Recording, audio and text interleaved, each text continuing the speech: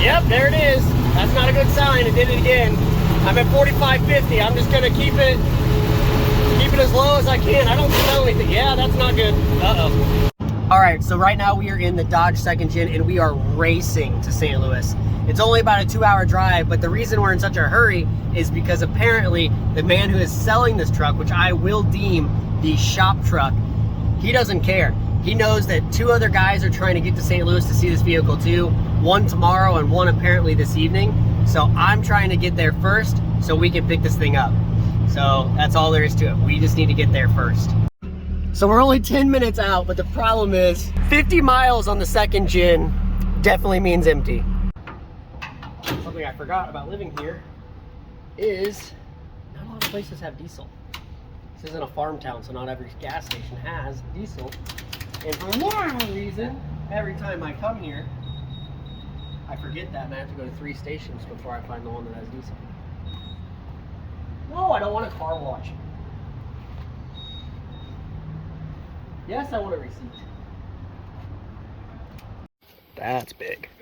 That's just for the tank back here. We got it! And I love it!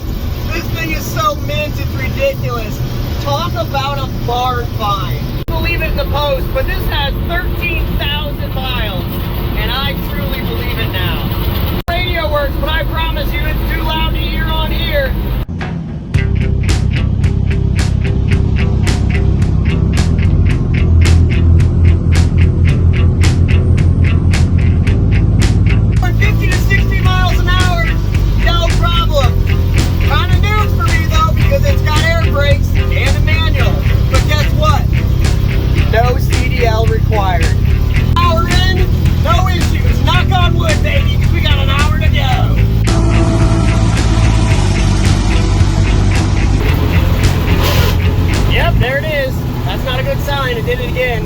I'm at 45.50. I'm just gonna keep it as low as I can. I don't smell anything. Yeah, that's not good. Uh-oh.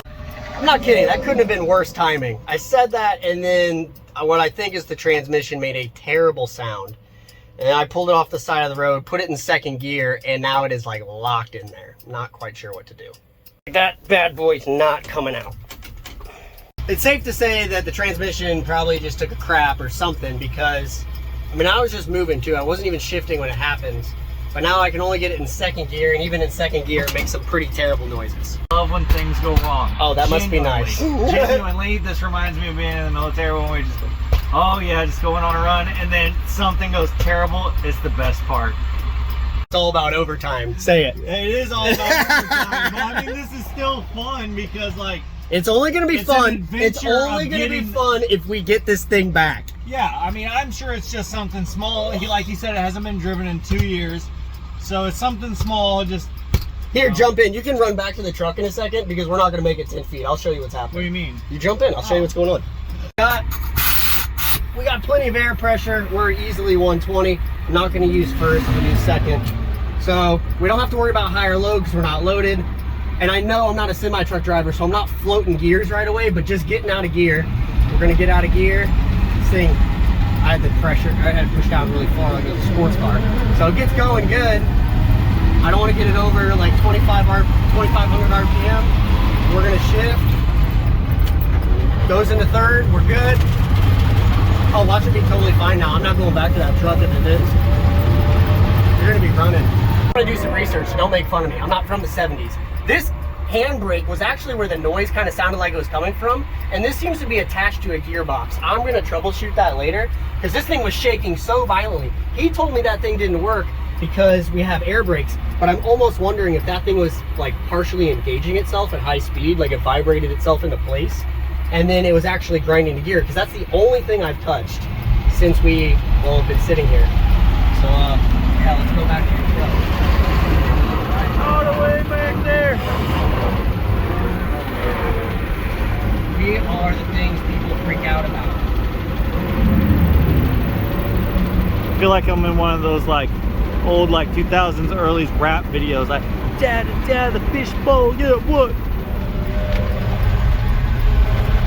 This better work. We have toe straps, right? I believe so. We're gonna need big ones. I hope I'm not taking, I can't see the mirror. I hope we're not taking out those like most of them on the side of the highway. Hey, reverse works. Yeah, it does. We can just like reverse all the way home. If I know reverse works, we can just reverse all the way back. Holy cow. So at least it's still moving. I do not want to have to go back home and get a flatbed to move this thing back.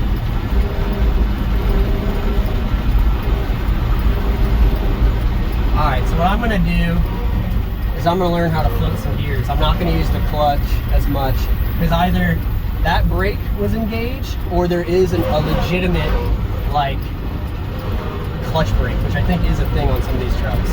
Look at me, I went and bought this truck and I know nothing about it. Truly nothing at all. Alright, we're moving again. I really wish I could have showed you what that sound was. I wasn't being dramatic. It doesn't seem to like fifth gear as much now, and that's where I was when that happened. But I really do. I think that brake up there actually engaged. And from what I can tell underneath the truck, that looks like it's actually hooked up to a gearbox. It's not like a hydraulic brake. So I'm gonna do some research, and we might be zip tying that thing to the floor so it never moves again. But we'll see. We're gonna be pushing this thing past basically 50. It's doing okay now. We're just gonna ride the next hour out nice and smooth. Heaven forbid you pick up a truck that's been sitting for 3 years and it just drives perfectly fine home. 45 minutes. My hazards work. All right, now I'm super confused because I had it in neutral rolling downhill and it still made that noise. So I don't think it's this. I think it's that. I don't know. I'm certain the PTO was off when we left, the PTO to drive this. Now I'm terrified that it's actually engaged. So on these old trucks, this is actually where your PTO is, and I noticed this was pushed down a little bit, which after talking to him, that's actually how you start to engage the PTO to drive this up. I noticed it kind of like falling down, and I pulled it up. So we'll go a little bit more and see if maybe that keeps it from like trying to fall into place. I don't know, guys, I'm kind of lost. Tested the dump bed, I raised it up, put it down, turned the PTO off again the way it showed me, and now I'm back on the road. I'm just gonna see if we can, maybe it fell a little bit and it was just trying to put it in gear. I'm not sure, guys. Just gonna try to nurse this bad boy home. This could be a long 45 more minutes. It could be another 2 hours. So we're gonna lose phone battery before I get this all filled. Well, I'm on dirt again. The only thing I can think is maybe I've just got this thing in too higher gear. I'm trying to drive it like a sports car, and it's meant to be in low gear going uphill, because as I went up the next hill, I basically felt like the clutch was burning up. It kind of smelled like it too. So this could be a learning curve. I'm not gonna say I'm perfect. You think they DoorDash out here? Shut up. Well, this is fun. Now we're of course only 20 minutes from home, and it doesn't want to get up this hill. All right, 20 minutes from home. The clutch definitely gone, or it's way out of sync. Luckily, within about 3 miles from here, we've got a friend's house. That's where this thing's going. So we'll be back for it later.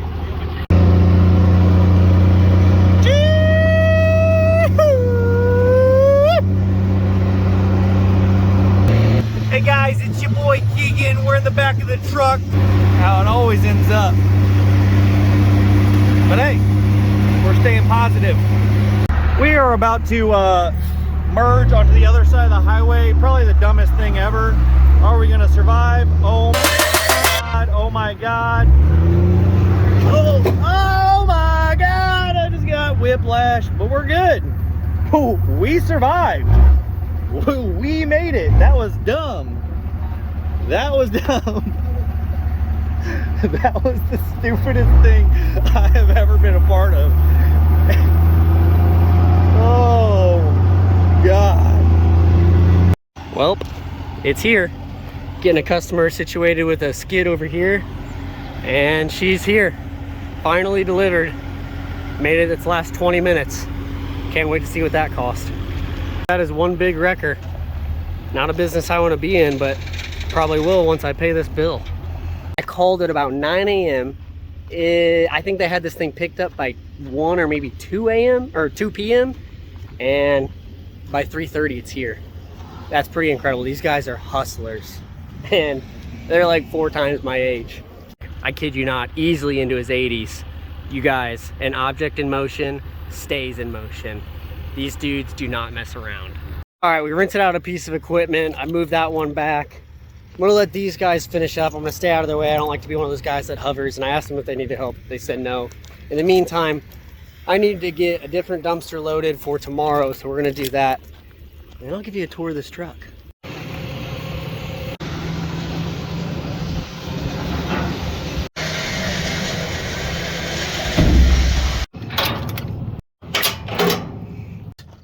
What's that you got there? He saw me picking this up because I was moving this dumpster so I could get to another one that we had blocked. And I said, yeah, it's just a junker car, no title. I'm gonna have to basically cut it in half. And he goes, nah, don't do that. I'll give you 200 bucks for it. No title, don't need it. So then my towing bill got basically cut in a third there. And yeah, because this dude went from several towns over to another town and then brought it to this town. I mean, there's some mileage in there. So I was like, yeah, I'll take that deal. So yeah, it's nice working with other small business owners. That's so cool. I was happy to. I might make a little over 200 bucks if I start taking everything off of it and taking the time. But here's the thing, I don't want to. Time is money, guys. The cool thing is too, I spent $200 on this car. I had that much fun with it for 200 bucks, sold it for 200 bucks. I mean, in my mind, I made my money on this, just in the excitement we had, and you know, made a quick little business deal.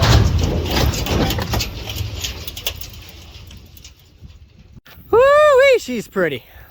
This thing is an absolute beast of a truck. I mean, it's big. It is a big truck, but man, it is pretty. So I mean, you can see it's just very dirty. It needs some love, but look at these cab corners. This is the worst one. And it's mostly because you can see somebody took a spray can to this part because I guess diesel ran down it, kind of tore the paint off. But look at that, not diesel. Oh my gosh, I forgot to mention this. This is actually my only gas vehicle. Only gas. I've got a Jeep Wrangler, diesel. 2 trucks, diesel. This is my only gas vehicle. But it is in good shape. It truly does have, and I believe it, 13,000 miles on it. This is an F750 custom cab. Here's the crazy thing. This actually is only a 23,000 pound vehicle. I'm a little scared. Whoo! There's the title because the windows were open. That could have been really bad as they went down the road, but still has it. It is a 5-speed PTO driven for the bed. Kid you not, that radio does work. Roll up windows, no electronics in this thing, none of that. But man, it ran well. It truly did. And I didn't really explain to you guys that sound that you heard in the few clips in the middle of the video, that grinding noise, that was actually after the fact, the really bad noise I heard. And what that was is as I was cruising, not shifting, flatland, Illinois driving, cruising at 50 miles an hour, the whole truck just, it sounded like something got, almost like it, I know it didn't happen, almost like something got in the transmission. Really what it sounded like was a catastrophic failure of the clutch. And at 50 miles an hour, it either got too hot or just disintegrated. I mean, the truck's old. The truck's very old. And I know it sat for probably 3 years until I literally picked it up today. So in a way, I'm utterly impressed it made it as far as it did. Let's see after that if we can get it to start. That's crazy. Fired right up. Air pressure is building. That's that big buzzing sound you hear. It's in neutral. Let's see if we can get the PTO to actually work. All right, we pull that up. There she goes. And look at this thing. 2 cylinders, and the cylinders are massive. If you don't like how fast it's going up, come over here. Tap that accelerator and it'll actually go quicker. So it is driving it up. I'm gonna reach in here very cautiously. You can see that PTO spinning. And yeah, it works. But what I really want you guys to appreciate is look at that frame. Look at that. Tanks are in good shape. Hydraulic lines are good in shape. That PTO pump is running just fine. The pumpkins to the air brakes, they look fantastic. Look at that thing telescoping out of there. Tires are in pretty decent shape if we're being honest. Again, frame, I mean, it's just basically flawless. I mean, especially for its age. So, Clayton, why'd you buy this thing? That's funny you ask. I have no idea. This was a terrible decision, probably. I'll be honest. But we've had a few good months, and in reality, I just wanted something that we could work on. So look how close this thing gets to the ground as is. It's got a pretty steep dump angle. So you know where my brain's already going with being in the dumpster business. I think it'd be really cool if we attached a winch up there and found a way, and I'm not talking about using it regularly to drop and pick up dumpsters, but I do think it'd be cool that when it is being used to have a dumpster sitting back there, or even a shipping container, because it would fit. We might have to do a little bit of modifications, basically cut off the sides, clean up the bed. I'd probably leave the flatbed and just add rails to it, just so we can get them on and off. Again, not to be like using in customers' driveways all the time. It's really a towed around vehicle, but it could definitely be used as a really decent dump truck. Do we restore it, make it look factory, just beautiful, keep the existing motor, get a new clutch or transmission, whatever it's gonna need to get it, you know, back to its original love? Do we do a resto mod, come and swap it, you know, completely custom paint job, totally different bed? What do we do? Some people told me that I already need to just take off the dump bed, which I kind of disagree with, and turn it almost into like a semi look. With, you know, some beautiful chrome fenders over that. I'm not exactly sure what we would use it for, but I'm sure I could, you know, find an excuse to do about anything. So drop it in the comments. Let me know what you want to see. But let me tell you, it never fails. I was pretty excited to pick this up until, well, this moment. Man, I don't smell anything. Yeah, that's not good. Uh-oh. Even for the price I spent, this is why you shouldn't buy toys. And I bought a toy, guys, and I'm justifying it by using it for the business. But in reality, I've got winches that need serviced. I've got tires that need replaced. I've got tenants that are moving out and I need to redo their apartments. I've got equipment that needs maintenance. I just started seeing dollar signs as soon as that thing broke. So those side-by-sides, motorcycles, things that aren't helping your business that you're buying, think about them. Again, I'm trying to justify my actions here, but in reality, do I need this? No. But since I have it, what do you want to see us do? Let's go ahead and lower this thing. Simple button push, and she falls right back down. I mean, it's a pretty impressive piece of equipment for how old it is. I just want you guys to imagine a dumpster sitting right on the back of this thing. Again, not practical, but I think it looked really good. Bed cleaned up, cab all freshly painted or wrapped, one of the two. So even though it has air brakes and a manual, technically, you don't even need a CDL to own this. Like, yeah, probably should, so you can learn how to use it, because there are some things I need to figure out. Like I said, I don't have a semi, so this is a high and low switch that you can use, especially when loaded. But when you're unloaded, you truly can just drive it in high. But when you are loaded, there's an entire sequence. Check that out. 1, first low, 2, first high, 3. I mean, that's you're switching between high and low between shifts. That's a pretty, you know, intricate thing, and some of you guys are laughing because you probably grew up doing that, but I didn't, you know. So I drove a sports car manual. That is not one of these. Don't go buy one of these, load it up, and think you can drive it. Ridiculous. It's moving. Interesting. Very interesting. I really wonder what's going on. I'm assuming the clutch is destroyed, and it's just cooled off enough right now that it can work, but we're definitely gonna have to have this looked at professionally. I'm just definitely not taking this thing out on the road until I know it's roadworthy. But yeah, it's running around in circles right now. I guess I can drive it around my parking lot and enjoy it. I'm sure it won't last long, so before I get crazy here, I'm just gonna go ahead and park it. All right, until next time, I guess. What a cool little truck. I can't wait. I've got a pretty cool wife too, because this thing, yeah, she doesn't know what I bought. She has no clue. Told her I was picking up a pickup truck, you know, it's a truck that I picked up. Didn't really explain how big it was. In general, this went about as expected, you know. Goes to pickup truck, super excited, says everything's going all right, everything falls apart, have to get it towed home. But we got her home without any super major incidents. Yeah, it was unfortunate, but it is what it is. We got her home. Now we'll see what we do with her. But I'll catch you guys in the next one. Stay tuned. You might as well subscribe to see what this thing turns into. Could be something crazy. Could be something mild. Guess we'll see.